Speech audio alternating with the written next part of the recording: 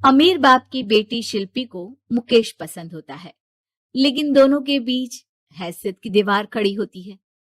और फिर कहीं नौकरी कर लो ना, क्या हमेशा ये लोहे की सलाखों के पीछे भागते रहते हो? कितनी मेहनत करते हो। शिल्पी, नौकरी से कुछ नहीं होगा। तुम लोगों की हैसियत तक पहुंचना है तो अपना ही बिजनेस करना पड़ेगा, वरना तुम्हारे पापा किसी और से तुम्हारी शादी करवा देंगे। अच्छा, ऐसे किससे करवा देंगी? मैं तो तुमसे ही शादी करूंगी। बोल दिया तो बोल दिया, बस। मुकेश उस बेचारी को समझाता भी तो क्या।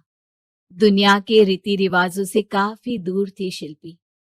भले ही बड़े बाप की बेटी, लेकिन सादगी इतनी कि क्या कहना। बेटा शिल्पी, कल तुमको देखने लड़के वाले आने वाले हैं, तैयार रहना।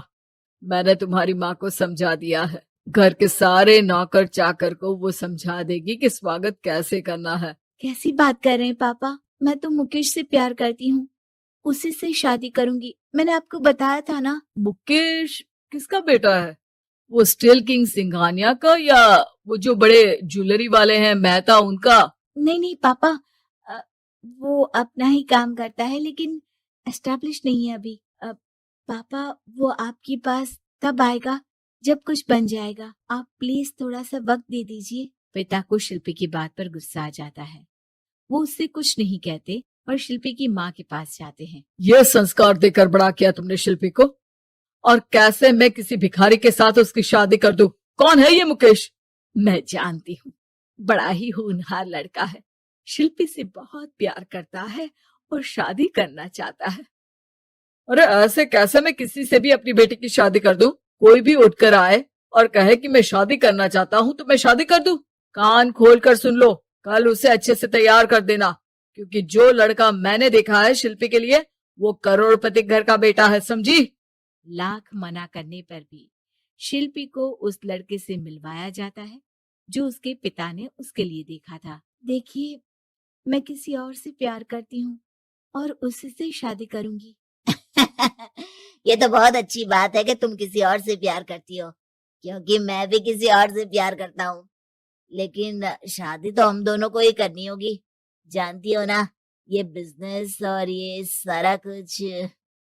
शिल्पी को समझ में नहीं आता कि वो क्या कह रहा है, लेकिन वो समझ जाती है कि वो लड़का भी किसी और से प्यार करता है। पिताजी, वो भी कह रहा था कि वो किसी और से प्यार करता है। हाँ तो करने दो ना, हमने तो नहीं रोका। तुम अपना देखो, शादी के लिए हाँ कर कर गया है वो। लेकिन क्यों? अरे वो और मैं दोनों ही एक दूसरे से प्यार नहीं करते, फिर शादी क्यों कर ले?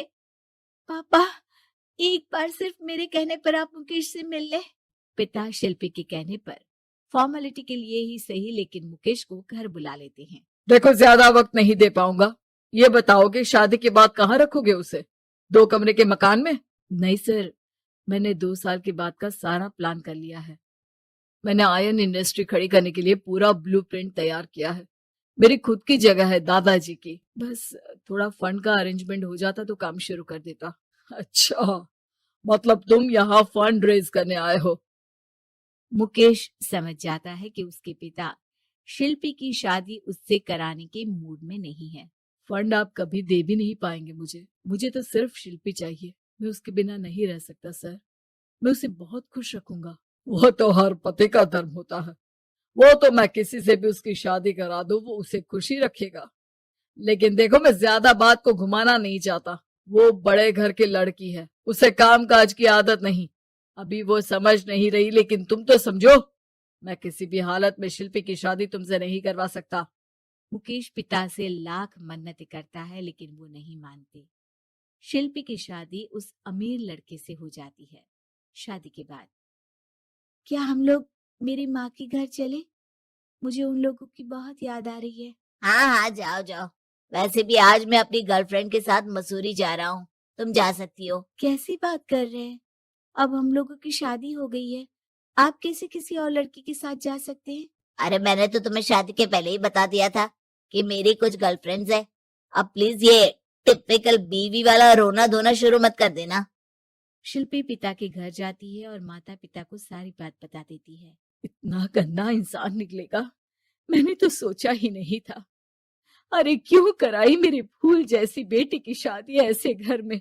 और तो क्या हो गया? शुरू शुरू में हर घर में ऐसा होता है, धीरे धीरे ठीक हो जाएगा। और वैसे भी उन लोगों के साथ हम लोगों की एक बड़ी डील फाइनल हुई है, समझी? उन लोगों से रिश्ता बनाकर रखो, तभी पैसों की बारिश होगी। पापा, अब समझ में आया कि आपने मेरे साथ ऐसा क्यों किया।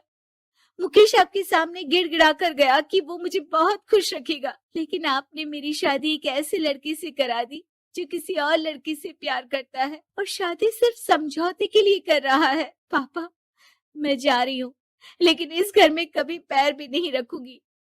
आपने मुझे सामान की तरह इस्तेमाल किया। माँ शिल्पी को बहुत रोकती है, लेकिन वो एक नहीं सुनती। कुछ समय बाद, शिल्पी, मुझे नहीं लग रहा कि अब हम दोनों के बीच ये शादी और रह पाएगी। मैं किसी और से शादी करना चाहता हूँ। वैसे तुम परेशान मत हो ना, तुम्हारे पापा के साथ हम लोगों की डील जो चल रही है ना, वो नहीं रुकेगी, क्योंकि तुम बहुत अच्छी लड़की हो। ठीक है, मैं जा रही हूँ, तलाक के पेपर में साइन करके। लेकिन एक शर्त है, मैं कहाँ गई ये बात मेरे पिता तक नहीं पहुंचनी चाहिए। शिल्पी घर छोड़कर चली जाती है।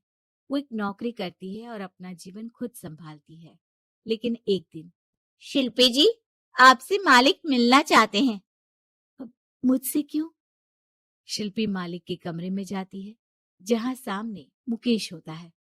अरे आपको देखकर बहुत खुशी हुई, बहुत बड़े आदमी बन गए। थैंक्स, पर तुम्हें नौकरी करने की क्या जरूरत पड़ गई? मैंने तो सोचा भी नहीं था कि तुम मेरी शिल्पी होगी। तभी वहां शिल्पी के पिता आ जाते हैं। शिल्पी, तुम्हारे बारे में माँ से पता चला। घर चलो बेटा, मुझे माफ कर दो। मुकेश, मैं यहाँ अपनी कंपनी के काम के लिए आया हूँ। तुम्हारी कंपनी की डील अगर हमें नहीं मिली तो हम बर्बाद हो जाएंगे। वैसे अब तुम चाहो तो शिल्पी की शादी मैं तुमसे कराने को तैयार हूँ। बस करिए पापा, ये क्या सौदा लगा रखा है आपने? जिस कंपनी से आपकी डील हो, अपनी बेटी की शादी उसी के घर करा देते हैं।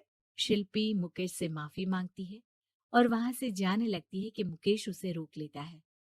रुको शिल्पी, ये सब कुछ तुम्हारे लिए है। ये कंपनी, ये नाम सिर्फ तुमसे शादी करने के लिए ही खड़ा किया था। मैं आज भी तुमसे बहुत प्यार करता हूँ।